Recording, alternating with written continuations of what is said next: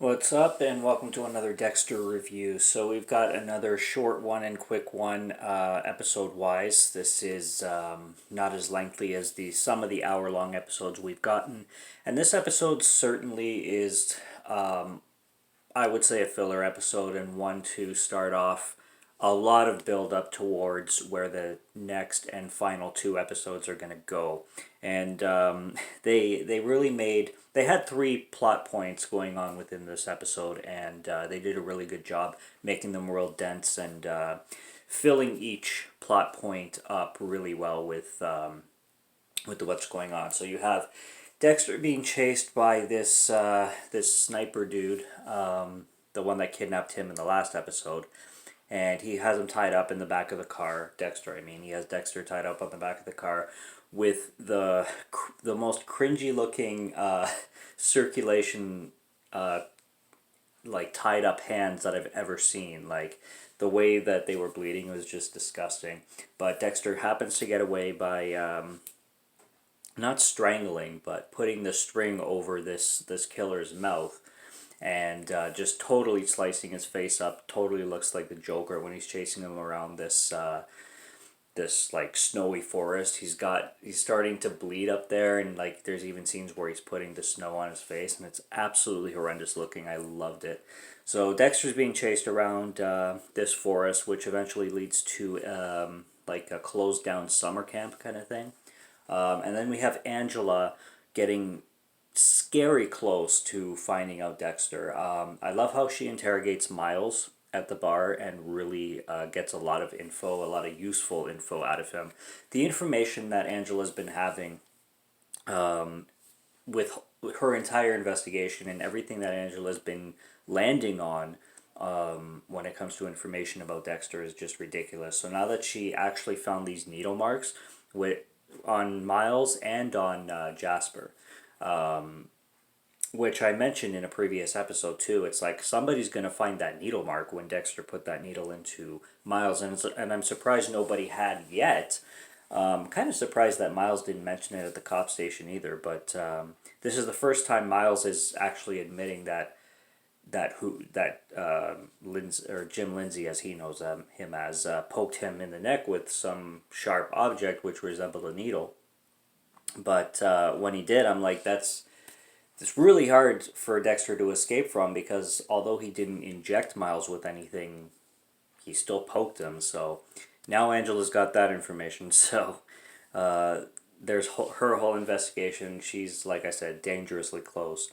And then we have Kurt hanging out with Harrison, and I I was wondering in the back of my mind, could it be just that Kurt has this really weird fascination about wanting to like have a better son and have a better replacement for Matt, or is it just the fact that is it the obvious that Kurt just wants to kill Harrison for revenge? I mean, that's the most likely, like 99% sure. But is there a slight chance where they'll just because Kurt's other victims were different? They were all young females, and Harrison's a boy, and he was very different than the other victims. So either Kurt just was malicious and wanted to lure Harrison in to kill him, although he would be very different than his other victims, or possibly, like unlikely, but possibly,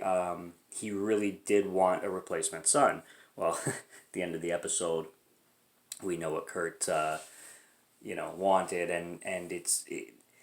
and they really built it through the whole episode with him bonding with Harrison in a really clever way. I love the baseball scene where the baseballs are being launched towards Harrison, and Harrison keeps getting hit, but he keeps just asking for more and more. And I really noticed what they were doing that with the episode with the self-harm thing. And what really got to me is I think Kurt is way smarter than the audience knows. I think Kurt's character is, we know he's smart and intelligent and conniving and manipulative and like really psychotically twistedly smart. We know this, but I think he's way more than is said or that we can guess. I think he's literally a psychotic genius, because I think he knew how to not push Harrison's buttons, but play with his emotions. And I think he knew that Harrison was the perfect type to be somebody who would, want to self harm and stuff like that. And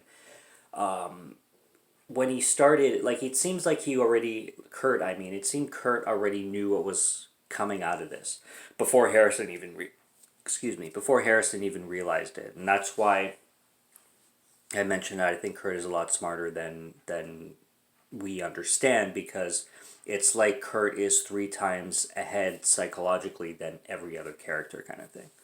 But the ending of the episode, it actually really pissed me off because I like Dexter should have not gotten out of that vehicle and just reversed and kept chasing Kurt down until Kurt was underneath that vehicle a good 6 or 7 times. So the fact that he tries to hit Kurt and Kurt dodges out of the way and he gets out of the vehicle and hugs Harrison and everything, and then he just lets Kurt run away into the forest, like, I think Dexter would be sprinting after Kurt, but if that was the case, we wouldn't have 2 episodes coming, right? But I was like, come on, dude, like, finish that guy, because he was, like, right there on the palm of his hand. It was crazy. Like I said, the biggest thing is Angela. I really don't know how Dexter would manage to get out of this one, not be caught, and for there to be a season 2. They're hinting on a season 2. I want a season 2. I want this show to continue. Trust me, I do not want it to just be done forever on episode 10. But how Dexter would manage to escape this one? Hey, he's escaped so many way, way, way close calls. So it's not impossible. We'll just see what kind of writing genius the writers have on this show. And also the very end, when they're driving in the truck, him and Harrison's rescued, and then we finally have the moment where Dexter kind of starts talking about his dark passenger and all this stuff. And it's really showing that they are likely going into the direction where a lot of people predicted, in which Dexter is going to teach Harrison the code, which does make a pretty good segue into a second season if that's the case. But I hope there's a bigger twist, or I hope there's a lot more to that story going forward. I hope they don't just finish it as, okay, I'm going to teach Harrison the code, and now we're just going to work together, and that's just going to be that. I hope there's a little bit more dilemma between a father-son kind of scenario and bond of that caliber. I want to see how Harrison deals with this, because Harrison and Kurt being a manipulator, but him and Harrison did have a really strong bond. Like, Kurt was that role model, that fake role model, but that he was a very big role model and somebody that Harrison needed to deal with his emotions. So I wonder how Harrison is going to be processing that and kind of unraveling it slowly, because he already has so much mental strains and not dilemmas, but hard urges to deal with, and to have such a hope and what he thought was a good thing to just be completely squandered, I think will have a huge emotional impact on Harrison. But with him now having this revelation on who Dexter was, and actually having a bond to have with his dad, his biological dad, Dexter, could be, it could go fine. He could deal with it fine, and be have his dad to help him through everything he needs helping through, or he could just have something else that turns him into a huge mess. The guy chasing Dexter, his rifle was awesome. I know he was a complete villain, but his rifle, that was a good looking rifle. That thing looked powerful. I mean, Dexter was fighting against a beast, like, of a dude and of a gun. So, like, it's I'm glad Dexter got away from that, but Dexter was in one hell of a situation going through that snow and everything. And I loved loved him jumping through that mirror that said "You're beautiful," and he looks at his Joker face. I call it his Joker face because it's cut through the cheeks. But him jumping through that mirror, and his last line when he gives him the stab, and he's like, "When it comes to my son, it doesn't get any more personal than that," or something like that. Dexter's always been devoted to Harrison, like even in the earlier seasons of the Miami version when Harrison was a baby. Like I remember that episode where in season 4 where he confronts I forget his name now, but one of those the Colin Hanks character. I forget the character's name, but the guy Colin Hanks played when he confronts him on the top of that building, and everybody remembers that episode, I'm sure. But yeah, like he's always been protective about Harrison. That's never changed. As awful as a father figure he is, he's always loved and would die for his son, and that's always been apparent. So, very very good stuff.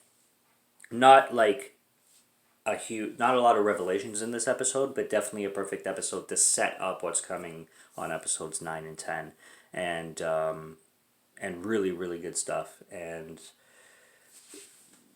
Kurt coming out, dressed up in the mask and telling Harrison to run off like a deer. Like, man, the confusion in Harrison's face, just so good. So good. So good for a setup episode. Like, this episode really did feel like an intro to episodes 9 and 10. So, I can't wait for these two. And I really hope they drive a lot, because they have a lot that they can do with these next two episodes. And I want to see the best of the best. So, that's episode 8. This is almost done, and this is going to be really interesting. So, subscribe to Morgan Film Fan if you like to listen to my voice, or if you like my film reviews. I will be back with more.